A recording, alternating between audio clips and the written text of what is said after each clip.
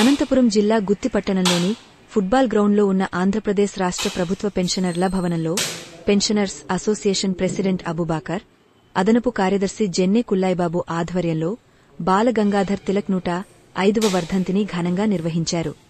ముందుగా బాలగంగాధర్ తిలక్ చిత్రపటానికి సెక్రటరీ రామ్ మోహన్, అదనపు కార్యదర్శి జెన్నె కుల్లాయి బాబుపుల మాలవేసి నివాళులర్పించారు. ఈ కార్యక్రమంలో అదనపు కార్యదర్శి జెన్నె కుల్లాయిబాబు మాట్లాడుతూ, తిలక్ భారత స్వాతంత్రోద్యమంలో ముఖ్యమైన వ్యక్తి.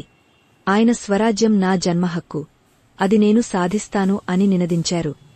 ఈ నినాదం ప్రజల్లో స్వాతంత్రకాంక్షను రగిలించింది. తిలక్ లోకమాన్య అని కూడా పిలువబడతారు. ఆయనను భారత జాతీయోద్యమ పితామహుడిగా భావిస్తారు.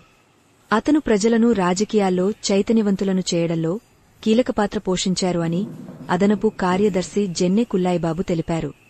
ఈ కార్యక్రమంలో ప్రెసిడెంట్ అబూబాకర్, సెక్రటరీ రామ్ మోహన్, అదనపు కార్యదర్శి జెన్నె కుల్లాయిబాబు, షైక్షావళి, నారాయణరెడ్డి, చెన్నారెడ్డి, గోవిందప్ప, నారాయణశెట్టి, దేవదాస్, మద్దులేటి, నరసింహులు మొదలగువారు పాల్గొన్నారు.